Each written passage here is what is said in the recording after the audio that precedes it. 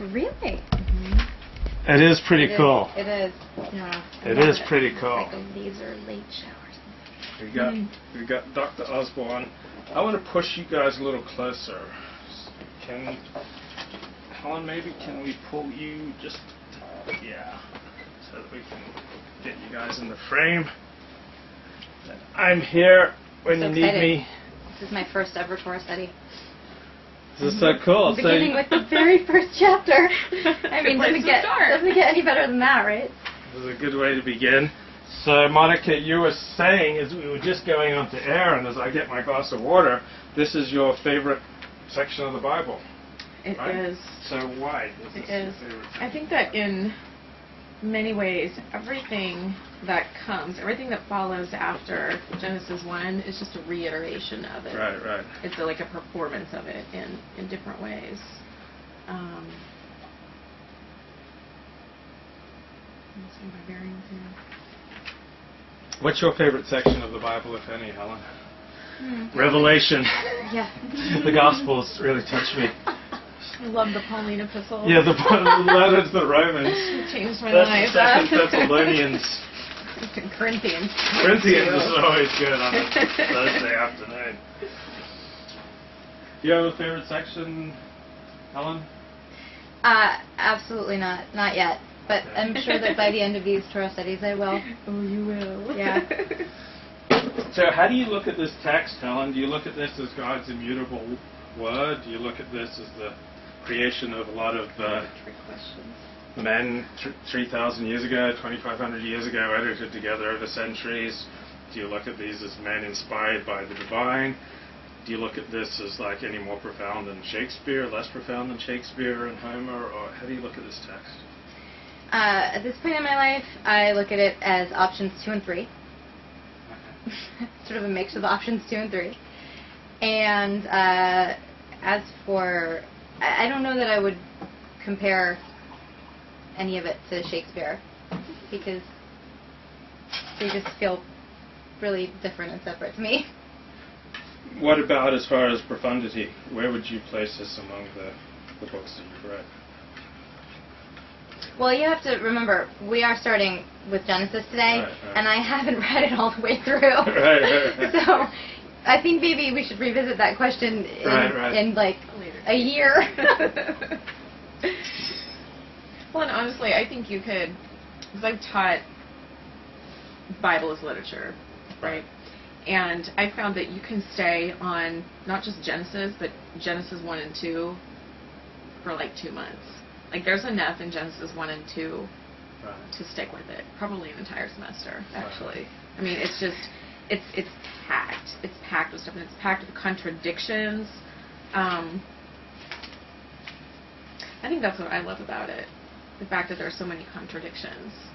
It contradicts itself at every turn. Where did you teach the Bible as literature? You taught it in New York for the 92nd Street Y. Oh, right? no, I taught... Or was it you taught Midrash? Yeah, I taught Midrash, like Okay. a feminist Midrash, your favorite. I love them. Yeah, I know you do. I know. Almost as much as Emmanuel Levinas. Yeah, almost. Inscrutable, right? But deep. Oh, deep and wide. No, I taught Bible as literature at a university in the Midwest. And how much time did you spend on those 2 chapters of Genesis? Genesis 1 and 2. Probably at least a month. Wow. Mm-hmm. How are you able to get so much out of it? Because I know one problem I have is that I've read this like 150 times. So how are you able to keep getting stuff out of it? We would close read it, and I think I think translation matters. And every week I'm talking about how great my translation is compared to everyone else's. Right. Because it allegedly it preserves all of the poetry and the rhythm and the lyricism of the Hebrew. It's supposed to be the closest to the Hebrew that we have. And so just with the first verse, like here, my translation, instead of, it doesn't say in the beginning God created, right? As if it's something that happened one time. It says at the beginning of God's creating of the heavens and the earth. Right. And it leaves it open, right? It implies that creation is ongoing, and that it's continual, and that it's something that, I don't know, I guess continues throughout the duration, not just of Genesis, but the Hebrew Bible in general. So I think that's a big difference, and so I think I can spend a good hour talking about just the difference right in verse 1. What's the first line of yours? What's the first line of yours while I look up mine? When God began to create heaven and earth. Okay, so Oh, again, that's very similar. Isn't that interesting? What translation is this? This Okay. is, okay, hold on. It says in here. This is what I was given at my bar mitzvah. Because like I know the JPS, like I have the JPS talk, and that doesn't. It's different than that. This is. Oh, but that is the. would have been a different year. Oh, okay, See, that's the it's gotta be the 1985. year. Okay. So they that's translated it more than interesting. once. When God began. Yeah, Yeah, because that that's implies cool. the same kind That of it could ongoing. potentially be- ongoing. Oh, that's interesting. I did not know that. And Oh. mine is the Art Scroll, which is Haredi Judaism, which is right-wing Orthodox Judaism. In the beginning of God's creating the heavens and the earth. Yeah. So in all three translations we're using, it's the process of creation's Right. just beginning here, and so Which it's is kind of ongoing. Which is a very Jewish way to translate it, because most translations and all Christian translations Right. see it as one definitive moment when God created the world. Right? It just stops there. Like this idea of ongoing creation isn't something that's. Why does ongoing creation excite you? I feel like you're baiting me. You're baiting me to get me to talk about Monica, Midrash. we've known each other for I know. 5 years. When have I ever baited you? Never. Longer than that. We met at Friday Night Live. Oh. Yes. At Sinai here? Yeah, Temple Sinai. My sister goes religiously. On a Friday night. Yeah. And I was sitting, it was like some singles thing, and I was holding a book. It was like a Jewish speed dating. Yeah. Yeah. Yeah. And I was holding a book, because I always hold a book. That's the only reason I had a conversation with It's you. the only Because reason you she were holding a spoke book. to me. You always that's keep a why. book in your I hand always wherever you go? Yeah, in case I get bored or That's smart. waste I try to do the time same. or whatever. And so Monica liked books, it turned out. It's like she was... Yeah, I was like, I'll talk to him. He's holding a book. Yeah. So we started talking about books, Yeah. and 5 years later, we're Yeah. still talking we about cultivated books. some strange kind of friendship. Right. That's cool. Yes.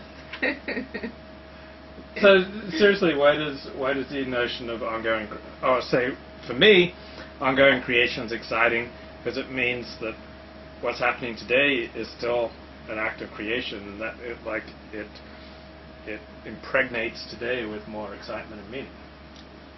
Is impregnate the right verb? It is, if that's what you mean it to be. It's Yeah. like it It's a good one fills, for it creation. infuses Yeah, it's today. a word for creation. It infuses today with more meaning Yeah. and excitement. I think it's also nice to think about it in the context of, this divine act of creation. It didn't end, the door didn't close on divinity, Right. and on the creation of Right. divinity, it's Right. still potentially happening all around you. This is an act that is ongoing and alive, and that you're a part of. Right. Well, and that's what keeps, that idea is what keeps Torah alive, right? Instead Right. of allowing it to become a cultural artifact that you can Right. basically put under some museum glass. I think the idea of ongoing creation extends to ongoing interpretation and Right. so on and so forth, yeah. So it's like it's dynamic, it's alive. It's alive. Like a tree. It grows. But that's exciting. I mean, it's... It is. That's actually, other than Midrash, and this is all part of Midrash, that's one of the things that I love about Judaism that kind of brought me to Judaism, is the idea of it as something that's ongoing, not just something that happened once. Yeah, that you study. And this whole idea of ongoing creation extends to like ongoing meaning making, right? And making things, interpreting Torah so that it means something today in a contemporary era. Mm-hmm. So that's what I think is fascinating. I mean, not just about Judaism, but about the Hebrew Bible in general. So do you think this was written by men, or do you think this was written by God?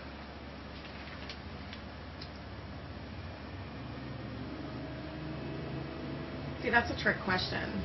It's like it's one of the, there's that one Talmudic story of where they say, is it more important to love God or to love your neighbor? Because at the end of the day, you realize that they're the same thing. So I think it's kind of the same thing. I mean, men wrote it, but I mean, I think it's